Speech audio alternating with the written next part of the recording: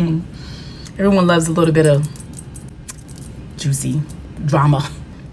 Just spilling the tea, just let you know.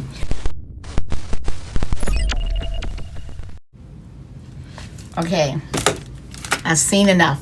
So I was over here minding my business, doing my affiliate marketing work, and a video comes across my screen that was produced a month ago. It's an interview with Sean Cannell from Think Media, essentially saying what's going on with Think Media. Essentially, Nolan, who's one of the pivotal figures, separated from Think Media a month ago, and Heather Torres did a little while ago. I was like, wow, okay, that's interesting. I watched that video, and then I paused, and then I had to shut down my computer. When I came back up, you know how algorithms work, where they show you, they say, well, you just like that video, let me show you something similar or something related. So what's related to it was another video where Nate from Channel Makers had left Channel Makers. And meanwhile, I haven't seen all of this going on because I've been busy and focused on my own self, my own pivot. At some point, I was a YouTuber.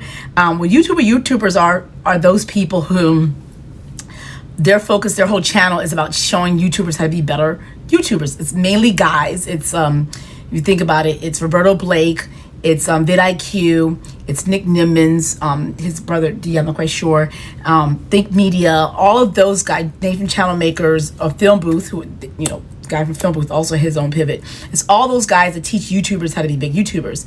So I did that at one point, but I wasn't successful in it because my channel wasn't big, so it didn't make sense me giving people YouTube advice on how to grow, and they're like, look, girl, woman, your channel isn't big enough. What the hell can you say? So that's when I pivoted, and now on this channel, I focus on helping fellow creators learn, decode the laws related to content creation because I'm an attorney. So I've been on that grind recently. However, the reason I'm chiming in today is because there's legal matters related to Nate's departure from Channel Makers and then Nolan's department from Think Media. So I'm here to help you understand the legal things related to non-compete and non-disclosure agreement, because those two legal things cropped up while I was watching these videos explaining or talking about the departure of those key pivotal faces of these media companies. So if you're interested in that, stay tuned. It's gonna be a quick video. Other than the little, I'm gonna intersperse like little pictures so you know who I'm talking about. If you're new here or you're not familiar with that, you kind of could at least know what I'm talking about. And I'll put a link down to the videos, to the 2 videos I saw, references. Actually, there's 3 videos that other creators made regarding to this that made me want to do this video for you. I'll put a link below to those so you can get some full context. But if you're interested in just the legal things that comes up, so watch this video. All right, so the 2 legal matters that came up is with Nate from Channel Makers. I watched Nate from Channel Makers videos. I assumed, even though it's called Channel Makers, that it was Nate's channel, because sometimes, for example, even though my channel is called JJ Gat, I can pivot and change it and do whatever I want because it's my name at the end of the day. But let's say I didn't call it JJ Gat and I call it Legal School or Creator Law Channel. You may or may not know that, you know, I'm the face of the channel, or I was hired by the people who created the legal channel, creator channel, to be the face of the channel. You wouldn't necessarily know that, but I think most people assume that they just wanted to not have the name of the channel be their own name. So I, like a lot of folks, assumed that Channel Makers was Nate's own creature. I didn't know that it was a company that had, you know, it was a media company and they were a course company, and then they just hired him to be the face of the channel. Now I know. Similarly, I knew Think Media was Sean Cannell's baby, and I knew it was one of those channels, and that's always an option when you have a channel to have more than one face. So I knew that. However, I didn't know until I saw Nolan's video saying that he was told not to make this video, that I was like, oh, okay, he left, and he most likely signed what's called an NDA, non-disclosure agreement, which probably says, like, we're gonna separate, but part of our separation, we're gonna pay you an extra fee for you not to talk about the separation. So I don't know if that was the case or not, but that's what happens in non-disclosure agreements. Famous non-disclosure agreements in news right now is Sean Diddy Combs, where he infamously, allegedly, according to reports, made a lot of people who associated with him sign NDAs in order for them not to expose whatever things that was going on. That's part of why he has problems now. So that's what NDAs are.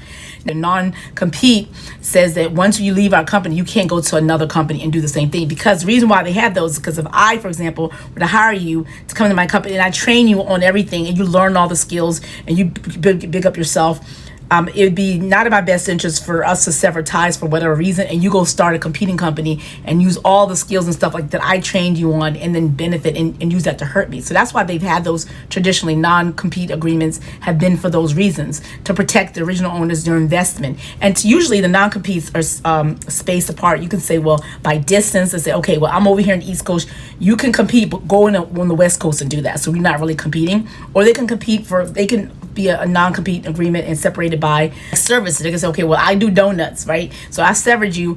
If you want to, you can go create like I don't know, something that's a little bit separate. Like you can go make like an ice cream shop that's separate from donuts, that it's okay for you to do something because you're not going to compete with me because you're in a whole nother space. So that's what non-compete agreements usually be, by separated by distance or time. They may say, okay, you can compete with me, but after 6 months. So enough time goes by.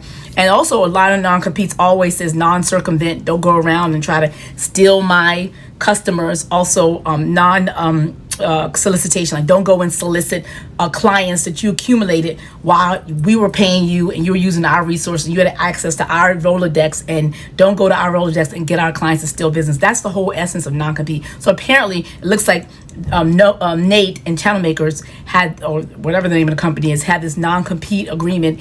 And when Nate left, allegedly, according to these videos, he immediately started his own channel and competing, even though he says he was supposed to go far away from them and have some time space, that he didn't do that. Like he stayed within the area where Channel Makers made, and he started another channel essentially doing almost the same thing. And also, according to these videos, he also went to the comment section after he made his video saying he separated from Channel Makers, replying to people. And while he was replying to people, essentially he'd already started his own channel, and people could easily click and 1 and 2 together, like, okay, so he really did siphon off a lot of folks who loved him, what he did for Channel Makers, and went over to his channel. So essentially in violation. So that's where we get into now. It went from an amicable departure for various different reasons to now a sort of conflict, and they're going on different spaces explaining their points of view and putting the receipts. So I'm gonna wrap this up soon because I didn't want this to be more than 10 minutes. Again, like I said, it's low graphics, just spilling the tea, just let you know. So the video I just saw with Sean Cannell when he was being interviewed just said he essentially, he didn't really address Nolan saying in his video that I was told not to say this, but he just talked about just the fact that just generally across the board, the market, the economy, not just the United States, is globally, is such that digital companies, a lot of people are struggling. He's talking about how for a lot of food creators or some shorts food creators, vertical videos, like brand deals are drying up for them, and at this exact moment. So I think, just the macro economy, people aren't getting the same brand deals. A lot of people are holding their money closer to, and just not, it's a time. And anyway, this time of the year anyway, it's summer is really difficult anyway across this industry, in this space, YouTube, because people are outside. They aren't inside watching YouTube videos. So it's just a lull time anyway for the digital people. So in addition to that, I just think the industry generally has just taken a slump. A lot of people leaving the channels. There's a lot of burnout. There's just people shifting. So I want to add here about VidIQ, which actually I've partnered with and used to run their rooms out of Clubhouse, and TubeBuddy have also had a shakeup. There was a video recently published about TubeBuddy just reorganizing and letting go a lot of people because they've lost a lot of users. And then VidIQ recently let go one of the stars, their social media manager, Viper, who I met during the Clubhouse day as well. And so I think what's going on with both of these companies aren't necessarily legal. I think it has to do with the fact that YouTube, the platform itself, is creating services and functionalities that those platforms create. So whenever you build something on top of something, we build like an app on top of an existing app, you run the risk that at some point the original app will change. It happened with Pinterest, where there's several companies that built apps over top of Pinterest, and as Pinterest started to put in tools that mimic what the third-party app does, people said, I don't need to pay a third-party app, I can do it. So YouTube, for example, recently started doing thumbnails, A/B testing, meaning you can put 3 different thumbnails and based on which people click, you'll know which one is the more successful. That was one of the key differentiators, key reasons why people even got TubeBuddy because of that feature. And then on VidIQ, for example, they had these ideation tools, which I love.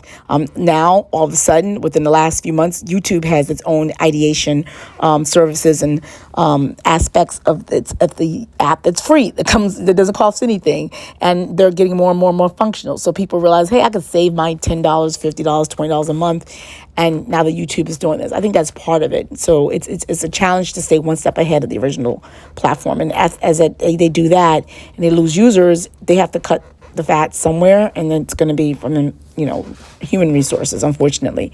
So yeah, that's separate from this issues that's going on with these other guys. But I wanted to chime in and say that.